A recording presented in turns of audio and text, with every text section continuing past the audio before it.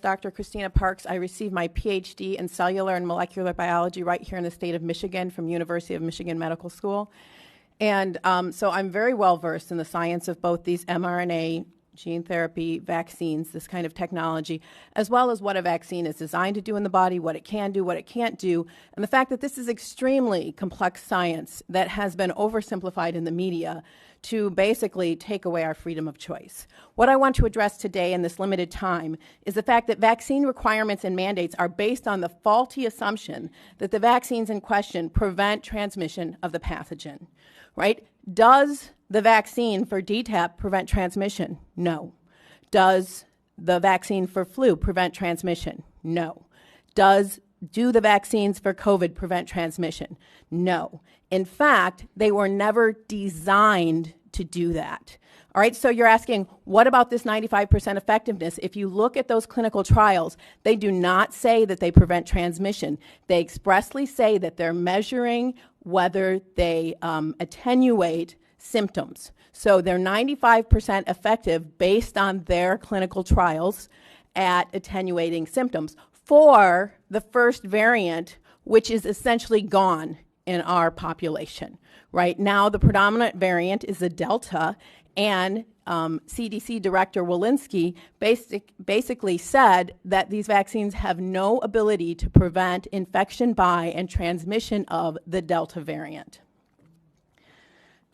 So our policy needs not to be built on the hope of what we think something we want it to do, but what the data actually tell us. So do these viruses do the vaccines prevent the virus from infecting and replicating in the nose and nasopharynx? No. They've only been shown to prevent that replication in the lungs. They're different. The mucosa is very different than the lungs. It's very different than the blood. You inject it to the blood, you make antibodies in your blood. The virus isn't infecting your blood. It's infecting your mucosa, and you don't produce any IgA to neutralize it. In fact, recent studies have shown that the vaccinated, especially with the Delta variant, and the unvaccinated have similar amounts of virus in their nose and throat. In Barnstable, Massachusetts, the CDC tracked an outbreak of 469 cases of COVID. 74% occurred in fully vaccinated, and 4 out of 5 of those hospitalized were vaccinated. All right, so maybe they are mandating this because they just didn't know with the COVID. And so my main complaint is with our health agencies and the CDC, who basically know better and are misleading the public. So let's look at DTaP, which the scientists and the CDC have known since 2014 that the acellular pertussis vaccine does not prevent people from getting infected with the pertussis bacteria and passing it to others. In fact, it was never designed to do that. The vaccine was designed to neutralize the pertussis toxin.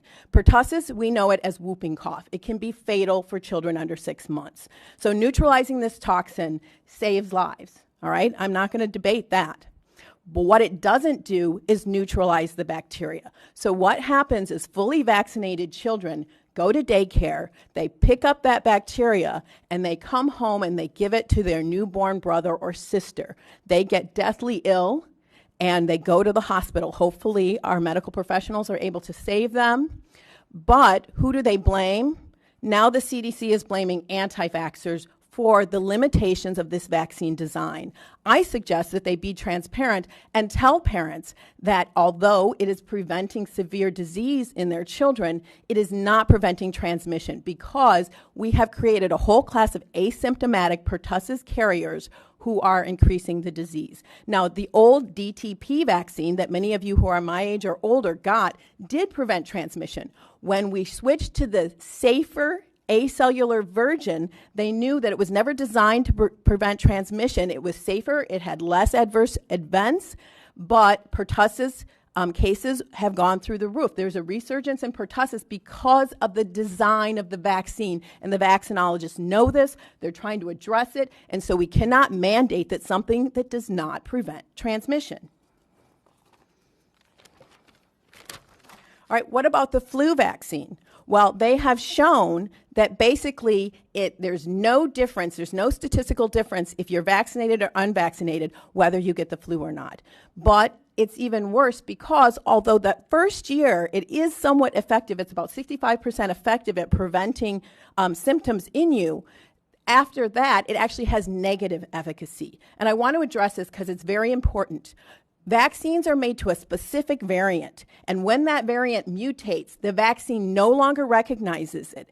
And so it's like you're seeing a completely new virus. And because that's so, you actually get more severe symptoms when you're vaccinated against one variant, and then it mutates, and then your body sees the other variant. So there's the potential, and the science shows that, in fact, with the flu, if you get vaccinated in multiple years, you are more likely to get severe disease, you are more likely to have more viral replication, and you are more likely to be hospitalized, both in adults and in children. We are seeing the same thing in COVID with the Delta variant.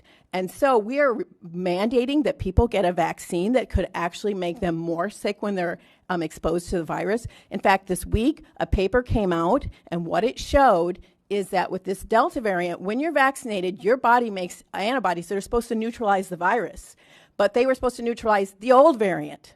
When they see this new variant, what they're doing is the antibodies are taking the virus and helping it infect the cells. All right, that science was just published this week.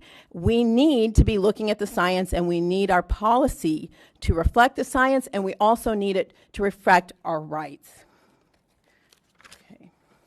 And so, as a PhD who knows the science, I'm in the category of the most vaccine hesitant group. Yes, PhDs are the most vaccine hesitant, followed by people who have less than a high school degree because they know what they don't know and they don't trust their government. And many people, the other group that is very vaccine hesitant are African Americans. 70% of African Americans have not taken this vaccine. Why? Because they don't trust their government. Do they have reason not to trust their government? Well, between the years of 1930 and 1970, the CDC conducted the Tuskegee experiment, where they took untreated males with syphilis and they refused to treat them. Even after antibiotics became available, they still did not treat them, and they did not tell them that they had syphilis. They told those people that they were there to secure their health, and they did not secure their health. They abused them. You say, well, that was in the past, although I don't think 1970 was that long ago. Well, in 2012, whistleblower William Thompson came forward and said, we published a study that said MMR does not cause autism, but we lied. In fact, we shredded data that showed that when black boys are vaccinated on time, they have increased rates of autism diagnosis, and we shredded it and we left it out of the paper.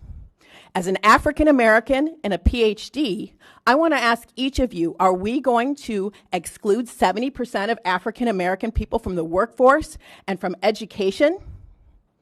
Right? My ancestors did not work this hard. I come from a family that worked very hard, and I'm very aware that my privileges are dependent on the work of my grandmother and my great-grandmother, and I have great respect for these people that put me where I am. And yet you're telling me that my son will not be able to be educated if, based on the history of African Americans in this country, that he doesn't want to be vaccinated?